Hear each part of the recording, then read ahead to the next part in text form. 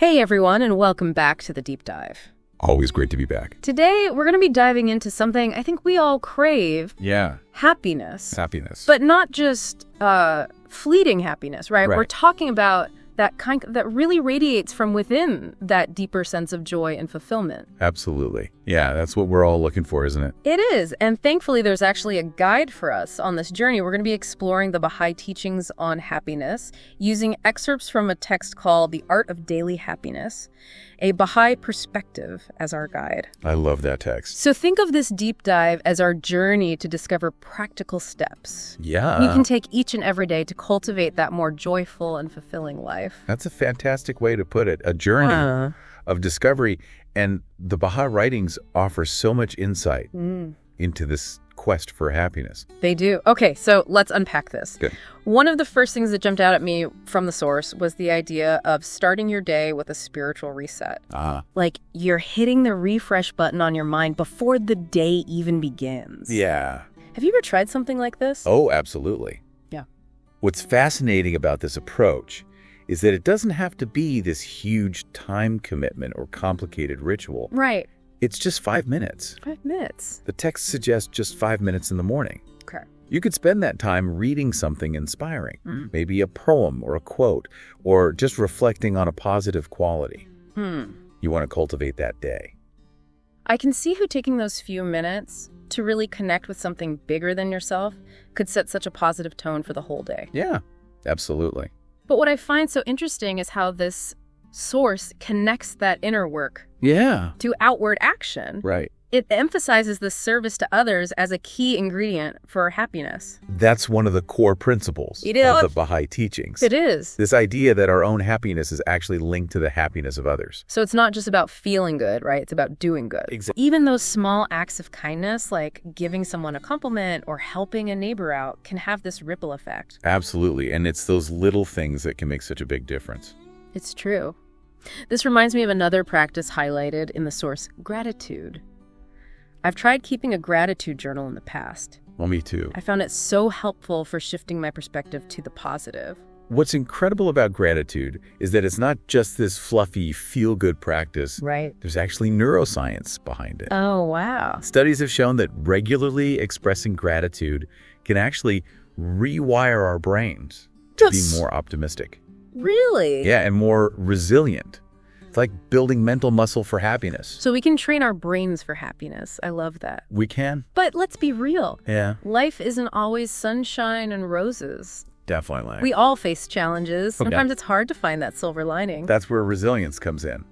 The text encourages us to view those challenges as opportunities for growth. Instead of asking, why is this happening to me? Yeah. We can ask, what can I learn from this? I like that. It's a powerful shift. It is. In perspective, instead of seeing those challenges as setbacks, we can reframe them as stepping stones on our journey. Right, and that leads to a concept that might seem a bit paradoxical at first. Okay. This idea of work as worship. Work as worship. That's not something you hear every day. It's not. To be honest, I kind of struggled with this concept at first. Yeah. I think we often view work as something we have to do, Right. not something we necessarily enjoy. Right. But the text presents a completely different perspective. It does. It reframes work as something that can be meaningful and even fulfilling. So how do we make that shift? Because a lot of people are probably thinking, yeah, easy for you to say, I know. but I'm stuck in this job I hate. Right. Well, it's about shifting our mindset. Baha'u'llah, the prophet founder of the Baha'i faith, wrote, "Work done in the spirit of service is the highest form of worship." Wow. So it's not just about the task itself, Okay. but the spirit in which we approach it. So instead of dreading that pile of laundry, Right. I can reframe it as an act of service to my family. Exactly. You're contributing to the well-being of your loved ones. Yeah, and suddenly it feels a lot less like a chore. It does, doesn't it? It does. I'm starting to see how this connects to the concept of joyful detachment Yes. that the source mentions. It's all connected. It is. Joyful detachment is all about focusing on our efforts and intentions rather than getting overly attached to specific outcomes, Okay. which are often beyond our control. So it's about doing our best, giving it our all, but then surrendering the results. Exactly. Trusting that things will unfold as they should. That sounds like a really tall order, It can be. especially in today's world where we're always striving for control. Right. Yeah. But that surrender can actually be incredibly freeing. It allows us to let go of the burden of worry and focus on what we can control, our own actions and intentions. This deep dive is already giving me so much to think about. This feels like a whole new way of approaching happiness, not something we wait for, but something we actively cultivate. That's a great way to put it. Yeah, but before we get too far ahead of ourselves, let's pause here for a moment and reflect. Okay. What's standing out to you so far? A lot of things. What resonates most deeply with your own experiences and aspirations? I think this idea of service and connecting our happiness to the happiness of others. We'll delve deeper into these practices for cultivating daily happiness in our next segment. Can't wait. Stay tuned. Welcome back to The Deep Dive as we continue exploring these powerful concepts from The Art of Daily Happiness. Yeah. I'm struck by how this source weaves together those practical steps with a deeper spiritual understanding. Yeah, I'm noticing that too. It's not just like a self-help guide. It's like a framework for living a more meaningful life. Exactly. And the foundation of that framework, for me at least, seems to be this emphasis on connecting with our spiritual selves. Absolutely. The source highlights that true lasting happiness. Right. It's not just about external circumstances or fleeting emotions. Right. It's rooted in recognizing that spark of divinity within each of us.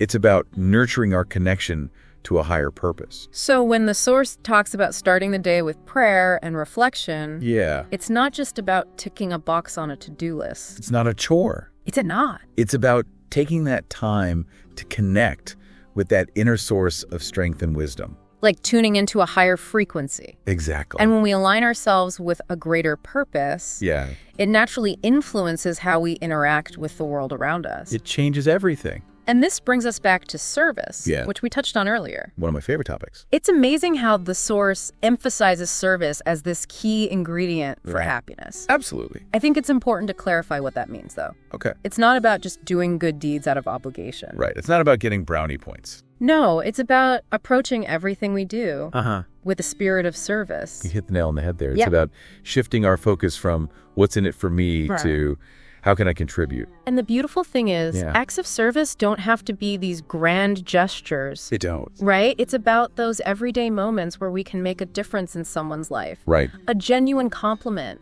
a listening ear, a helping hand. Mm-hmm. These small acts of kindness can have a profound impact. So true. And, it's a two-way street. Oh, tell me more. When we serve others, we don't just bring joy to their lives. We also experience a sense of purpose Right. and fulfillment ourselves. It expands our capacity for love and compassion. Exactly. Which in turn fuels our own happiness. It's a beautiful cycle. It is. And speaking of positive cycles, Yes. I want to circle back to gratitude. Okay.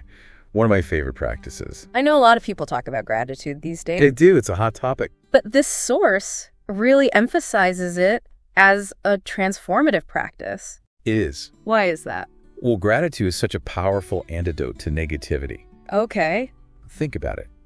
We're bombarded with so many messages that tell us we're not enough, Right. that we need more, that we should be different. It's true. Gratitude helps us to shift our perspective from that scarcity to abundance, Okay. to appreciate what we already have. So instead of focusing on what's missing, Yeah, we focus on what's present. exactly. And the amazing thing is this isn't just a fluffy feel-good concept. Yeah. It's backed by science. Oh, wow. Studies have shown that practicing gratitude can actually rewire our brains Really? to make us more optimistic and more resilient in the face of challenges. So we can literally train our brains for happiness. We can. It's incredible. It is. Yeah. But what about those times Yep. when life throws us a curveball? Uh-huh. How do we stay positive when things are tough? That's where resilience comes in. Okay. Remember, the source encourages us to view challenges as opportunities for growth, to seek the lesson within the struggle. So instead of getting bogged down in the difficulty of a situation, we can ask ourselves, what can I learn from this? Exactly. How can I grow from this experience? It's a powerful shift. It is. Challenges become stepping stones, not roadblocks. Now, I want to revisit this concept of work as worship. Okay. I'll admit I'm still wrapping my head around this idea. It's a tough one, It is. I think a lot of people struggle with finding joy in their work. especially if they're not doing what they love. Right. Especially if they feel stuck in a job they don't love. Right. How does this principle apply in those situations? That's such an important question. Remember what Baha'u'llah said. Yeah. True work is that which benefits both ourselves and others. So even if you're not in your dream job right now, Right. you can still approach your work with that spirit of service, Exactly. focusing on how you're contributing to something larger than yourself. And, it might not be glamorous. Right. It might not be exciting, but every job, every task has the potential to be an act of service. So it's about finding meaning and purpose in the work itself, Yeah. even if it's not inherently glamorous or exciting. Precisely. Yeah. Maybe you're a cashier at a grocery store instead of just mindlessly ringing up groceries. Yeah. You can focus on providing friendly and efficient service, making someone's day a little bit brighter. It's about bringing a sense of intentionality and mindfulness Yes. to even the most mundane tasks. Exactly. It's about remembering that every job, every task has that potential to be an act of service. And when we approach our work with that mindset, Yeah, it can become a source of fulfillment and even joy. I love that. I do too. And this ties back so beautifully to the concept of joyful detachment Yes. that we discussed earlier. It all comes full circle. It does. If we're focused on our efforts and intentions and not solely on the outcome, Right. then even challenging work can become less burdensome. Absolutely. You're making a powerful connection there. Yeah. It's about releasing that need to control every aspect of our work. Letting go. Trusting that even in those difficult situations, we're learning and growing. This whole conversation is making me realize that happiness isn't just about feeling good. It's about aligning our actions with our values, finding meaning and purpose in what we do, and cultivating a sense of connection to something greater than ourselves. Beautifully said. You've eloquently summarized the essence of what we've been exploring. That's great. And the beautiful thing is these principles can be applied in every area of our lives. So we've talked about prayer and reflection service, gratitude, resilience, and work as worship. We have. These are all such powerful tools for cultivating happiness. They are. But how do we put them into practice in our daily lives? Yeah. Where do we go from here? That's the million-dollar question. And the good news is it doesn't have to be overwhelming. Okay. It's about incorporating these small intentional actions into our routines. One day at a time. One day at a time, small changes can lead to big transformations. I'm starting to see that creating a truly happy life is less about grand gestures and more about those small, consistent choices we make each day. That's it. And that's what we'll be diving into next. We'll explore some practical tips for integrating these principles into your daily life. Awesome. I'm excited. Stay tuned for part 3. Welcome back to the deep dive. We've covered a lot of ground, We have. exploring some really powerful concepts for creating a more joyful and fulfilling life. It's been a rich and inspiring conversation for sure. It has, and as we move into this last segment, Yeah. I'm really eager to explore how we can take these principles from the theoretical realm Right. into our daily lives. It's time to get practical, right? Yeah, let's get practical, because it's easy to feel overwhelmed by all these different practices, Absolutely. Prayer service, gratitude, resilience work as worship. It's a lot. Where do we even begin? Right. Well, remember, it's not about doing everything at once. Right. It's about starting small, focusing on one step at a time. So if you had to choose just one practice for our listeners Okay. to focus on today, what would it be? We talked about starting the day with prayer and reflection. Mm-hmm. It doesn't have to be a long, elaborate ritual. Right. Even just 5 minutes of quiet contemplation can make a world of difference. 5 minutes. Imagine setting aside a few minutes each morning Yeah. just to connect with your inner self, to reflect on your intentions for the day. Like creating a pause button amidst the rush of daily life. Exactly. A chance to center yourself before the day's demands take over. And then as you move through your day, Yeah. you can look for those little opportunities to practice service. Those small acts of kindness. Exactly. Holding the door open for someone offering a genuine compliment, lending a listening ear. Right. Those seemingly insignificant actions can actually have a ripple effect, brightening someone's day and also bringing a sense of purpose to your own life. Then it's about being mindful of the people around us and looking for those ways to contribute to their well-being, even in those simple ways. Yeah, absolutely. And of course, we can't forget the power of gratitude.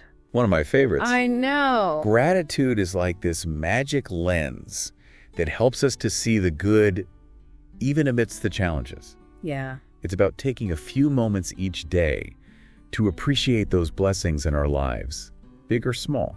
I've heard it said that keeping a gratitude journal can be really helpful. Oh, it is. You ever tried that? I have. And it's amazing how taking just a few minutes each day to write down what you're grateful for can really shift your whole outlook. It helps to train your mind to focus on the positive. And then when those inevitable challenges arise, Right, because they will. they will. We can remember the principle of resilience. Instead of viewing those setbacks as failures, Right. we can reframe them as opportunities for growth. Exactly. Challenges become stepping stones, not roadblocks.